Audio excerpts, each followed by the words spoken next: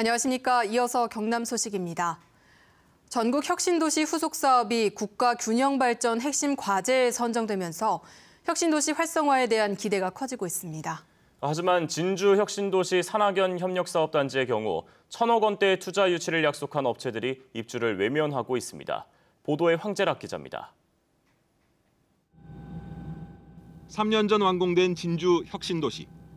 11개 공공기관이 이전을 마치고 정주 인구 18,000여 명을 넘어서면서 새로운 도심의 모습을 갖추고 있습니다.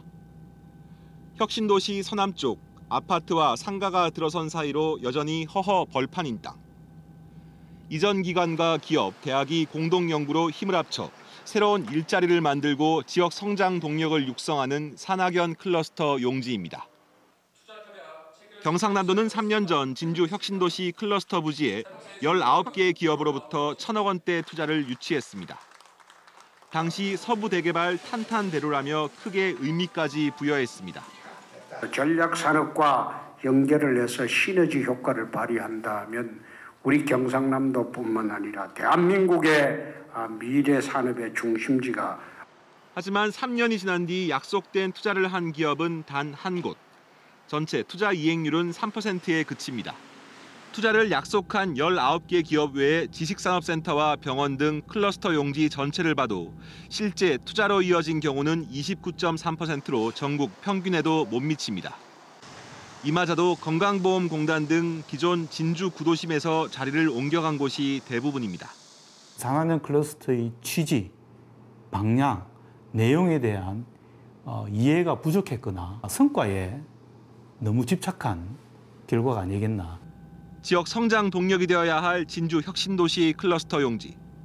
성급한 밀어붙이기식 분양이 혁신도시 성장의 발목을 잡고 있습니다. KBS 뉴스 황재락입니다. 드루킹 댓글 조작 사건의 연루 의혹을 받고 있는 김경수 경남지사가 2차례에 걸친 특검 소환 조사를 끝내고 업무에 공식 복귀했습니다.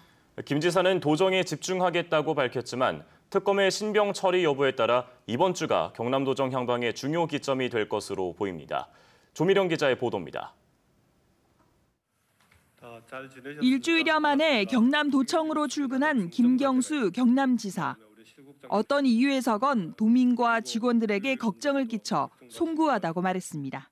도정 운영의 큰 그림과 그다음에 그 그림을 추진해 나갈 체계가 1차적으로 세팅이 완료되는.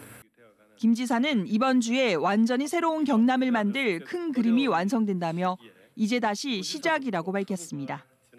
취임 뒤 주력해온 경제혁신위원회 구성과 신임 경제부지사, 행정부지사 임용 등 조직 체계도 갖춰지고 있습니다. 또 오는 16일 도민보고회를 통해 앞으로 경상남도의 비전과 중점 과제 등 인수위원회가 마련한 도정운영 4개년 계획이 공개될 예정입니다. 인수위가 끝나는 시점이기 때문에 모든 책임은 우리 경남도의 그 책임이 넘어온다라고 생각하시고요. 이제는 어떻게 그걸 추진하고 이행해 나갈 것인지를. 본인에 대한 구속영장 청구나 특검 연정과 관련해서는 특검에 맡겨놓으면 된다며 공정한 판단을 할 것으로 생각한다고 말했습니다. 하지만 특검팀의 구속영장 청구 여부에 김경수 지사의 신병이 달려있어 이번 주가 경남도정의 향방의 기점이 될 전망입니다. KBS 뉴스 조미령입니다. 계속되는 폭염에 경남 남해안에서 고수온이 원인으로 추정되는 양식 물고기 폐사 피해가 커지고 있습니다. 벌써 100만 마리가 넘는 물고기가 폐사했는데요. 최근에는 적조 피해까지 나타나기 시작하면서 어민들이 이중고를 겪고 있습니다. 보도에 손원혁 기자입니다. 경남 통영의 한 가두리 양식장. 물고기들이 활력을 잃었고 일부는 배를 드러낸 채 둥둥 떠 있습니다. 햇볕을 가리고 산소도 공급하고 있지만 폐사를 막기에는 역부족. 우럭 약 3만 마리가 폐사했습니다. 어민들은 고수온을 원인으로 추정하고 있습니다.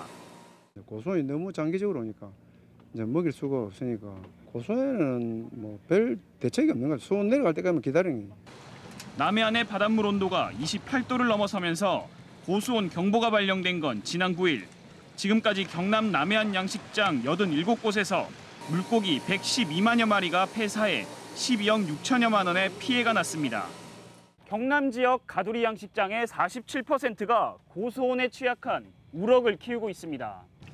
수온 상승세는 주춤하지만 장기간 고수온에 노출된 물고기들의 면역력이 약해져 피해 신고는 더 늘 것으로 보입니다. 하루에 한 20여 건씩 그 고수온 피해 조사가 들어오고 있고요. 예전보다 한 10여 일 정도 고수온이 빨리 와 있고요. 28도 이하로 수온이 내려가더라도 그 다음은 적조 피해가 우려됩니다. 수온이 26도 이하로 내려가게 되면 적조 생물이 번성할 수 있는 그런 상황이 되기 때문에 이미 지난 3일 통영의 양식장 2곳에서 적조의 영향으로 물고기 2만 5천여 마리가 폐사해 8천여만 원의 피해가 났습니다. 고수온에 적조 피해 우려까지 커지면서 남해안 양식어민들의 시름이 깊어지고 있습니다. KBS 뉴스 손원혁입니다. 폭염이 길어지면서 야외 물놀이장을 많이 찾고 있는데요. 수질 검사가 제대로 이루어지는지 궁금한 분들 많으실 겁니다. 법정 검사가 보름에 한 번 실시되는데 이용객이 많은 주말 대신에 평일에만 이루어져 신뢰성에 의문이 제기되고 있습니다. 김홍희 기자가 보도합니다.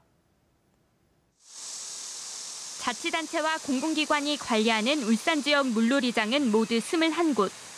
손쉽게 찾을 수 있어 도심 속 피서지로 인기를 끌고 있습니다.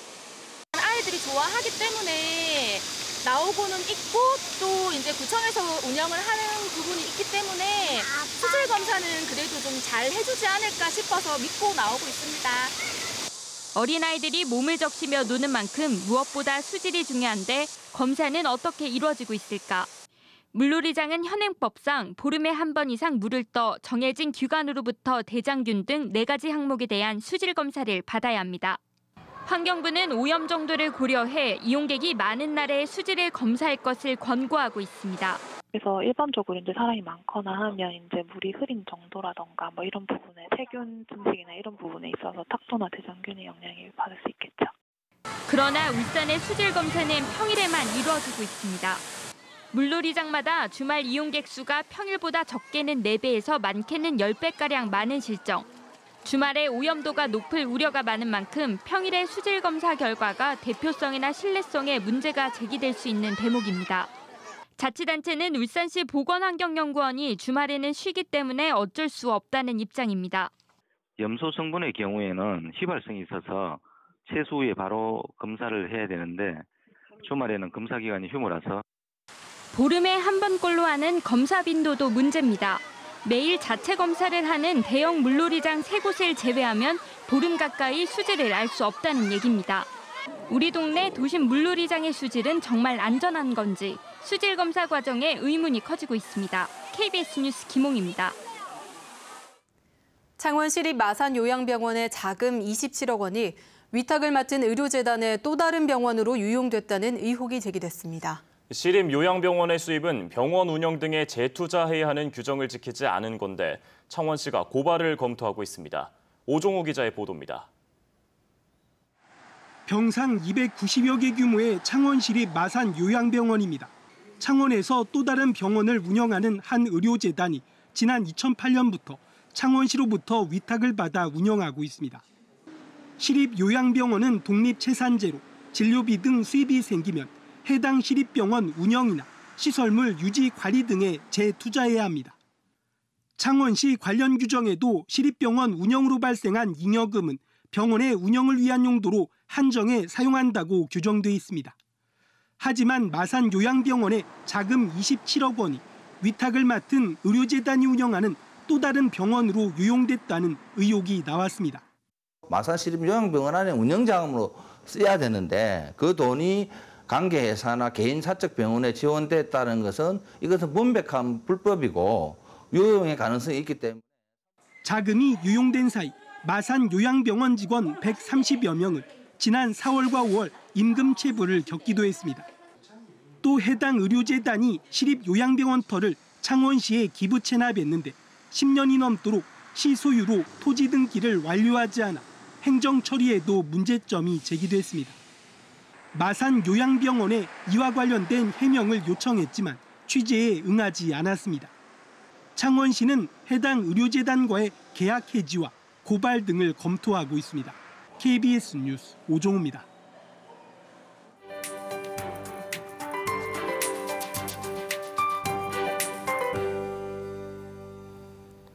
대기 중에 습도가 높은 탓에 밤에도 열기가 식지 못했습니다. 밤사이 곳곳에서 열대야가 나타났는데요. 오늘 창원의 최저기온은 26도를 기록했습니다. 낮에는 여기에 열기가 점점 더 쌓여가면서 35도 이상의 무더위가 기승을 부리겠습니다. 광복절인 내일은 시원한 비 소식이 나와 있습니다. 낮부터 밤 사이에 비가 내리겠고 양도 꽤 많겠는데요. 경남 남해안으로 최고 60mm, 내륙으로 최고 40mm의 강수량이 예상됩니다. 다만 천둥과 번개를 동반하는 곳이 있겠고 국지적으로 강하게 쏟아질 걸로 보여서 주의하셔야겠습니다. 또 남해안 지역에 계신 분들은 침수 피해에도 계속 대비하셔야겠습니다. 오늘도 해수면의 높이가 많이 높습니다. 마산과 통영의 만조 시각은 오늘 밤 11시 17분경이겠고요. 해수면의 높이는 각각 207cm와 285cm까지 높아지겠습니다. 현재 경남 지역은 고기압의 영향으로 대체로 맑은 하늘이 이어집니다. 오늘 미세먼지 농도는 보통 수준으로 먼지 걱정은 없겠습니다.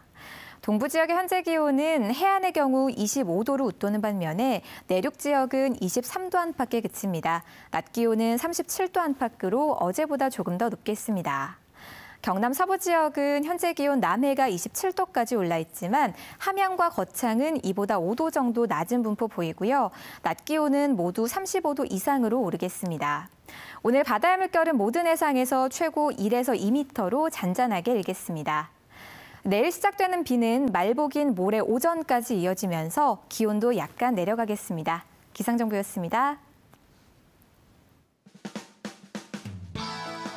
전기연구원이 5년 동안 243억 원이 투입되는 전기자동차용 전지 핵심 기술을 개발하는 주관기관에 선정됐습니다. 두산중공업이 전라북도 위도에 지어지는 해상풍력단지의 유지 보수 업무를 수주했습니다. 거제 조선업 희망센터가 조선업 퇴직 근로자를 대상으로 귀농귀촌 교육 희망자를 모집합니다. 부산지방국토관리청이 관리소홀로 김해 지역 낙동강에 침몰한 준설선 세척을 모두 인양했습니다. 오늘 첫 국가기념일을 맞는 일본군 위안부 피해자 기림일을 기념해 경남에서 다양한 행사가 열립니다. 경상남도는 오늘 경남도청에서 위안부 기림일 기념식과 추모 공연을 엽니다. 또 통영 거제 시민 모임은 오늘 저녁 남망산 정의비 앞에서 기념 행사를 하고 국립진주박물관은 오늘부터 오는 17일까지 피해자 할머니께 편지 쓰기를 진행하며 영화 상영회를 엽니다. 남해 여성회도 오는 19일 수기날의 문화제를 열 예정입니다. 국회 교육위원회 소속 김혜영 의원이 교육부로부터 받은 자료를 보면 지난해 경남 지역 고등학교 190곳 가운데 절반이 넘는 104곳이 학생 수보다 수여한 상장 수가 더 많은 것으로 나타났습니다. 특히 학생 수보다 배를 넘게 상장을 준 학교도 13곳으로 나타났습니다. 이 같은 상장 남발 현상은 대학 입시의 학생부 종합 전형에 대비해 학교가 경쟁적으로 상을 주기 때문으로 분석되고 있습니다. 김해공항의 귀빈실을 임산부와 고령층, 장애인에게도 개방하는 방안이 추진됩니다. 부산시는 김해공항 국내선과 국제선에 마련된 6개의 넓은 귀빈실 이용률이 하루 평균 2.2회에 그쳐 효율성이 떨어진다며 사회적 약자층에 개방하는 건의안을 국토교통부에 내기로 했습니다. 공항 귀빈실은 전현직 산부 요인과 국회 교섭단체 대표, 장관급 공직자, 국회의원 등이 이용할 수 있습니다. 2018 창원 세계사격 선수권대회 개막식이 열리는 다음 달 1일 창원 컨벤션센터에서 세계 민주평화 포럼이 열립니다. 이 포럼에서는 반기문 전 유엔 사무총장이 기조 연설을 하고 올레가리오 세계사격연맹 회장과 김경수 경남지사, 대중음악가 윤상씨 등이 경제협력과 문화예술, 스포츠를 통한 평화를 주제로 연설을 합니다. 창원 세계사격선수권대회는 이달 31일부터 열립니다. 뉴스를 마칩니다. 시청해주신 여러분 고맙습니다.